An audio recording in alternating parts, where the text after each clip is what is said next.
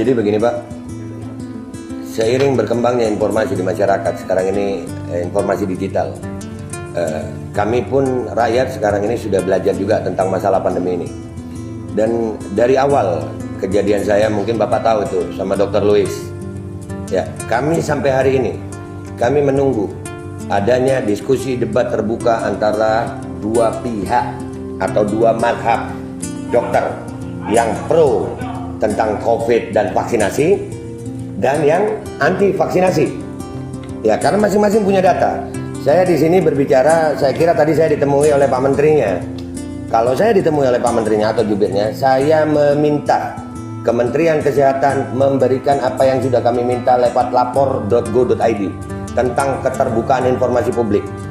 Dan itu kami juga sudah melayangkan surat ke Ombudsman. Ombudsman juga akhirnya merekomendasi. Artinya di sini ada beberapa hal yang kami perlu pertanyakan masalah pandemi. Yang pertama masalah PCR, keakuratan PCR.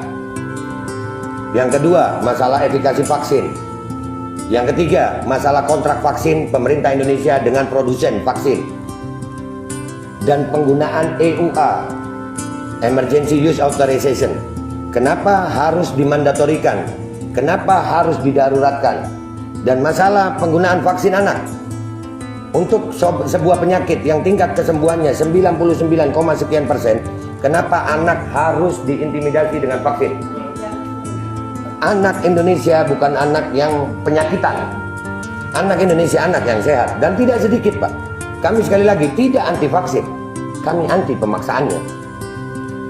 Andai kata vaksin ini dilakukan secara sukarela, kami tidak seperti ini Pak. Kami jadi curiga dengan isi vaksin justru karena adanya kebijakan-kebijakan yang merubah negara demokrasi Pancasila ini, yang mana demokrasi Pancasila ini berbeda Tuhan, kita harus toleransi Pak.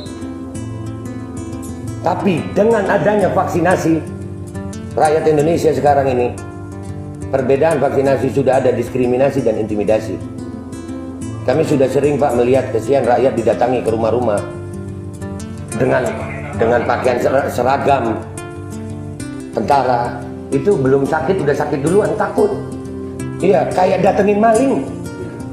Ini masalah vaksinasi mestinya, iya, Kementerian Kesehatan loh ini. Kenapa, apa hubungannya dengan TNI?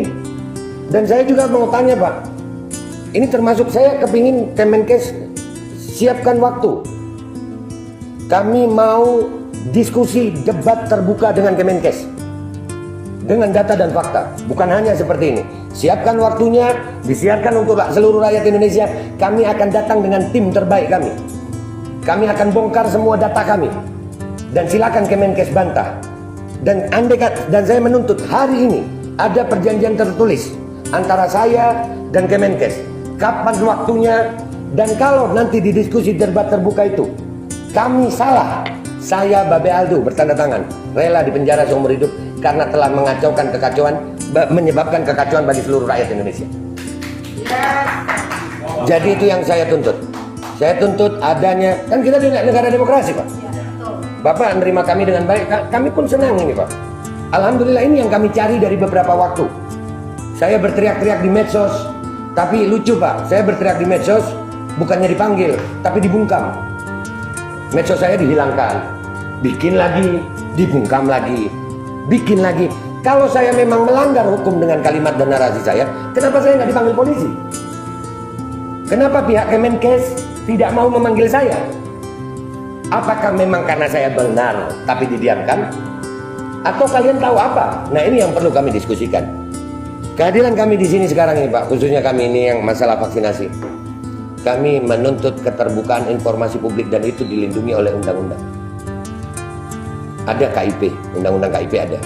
Ya, jadi kalau saya mewakili sebagian ibu-ibu ini, kami menuntut adanya diskusi terbuka antara pihak Aliansi Rakyat Menggugat dan tim dengan pihak Kemenkes yang disiarkan untuk seluruh rakyat Indonesia.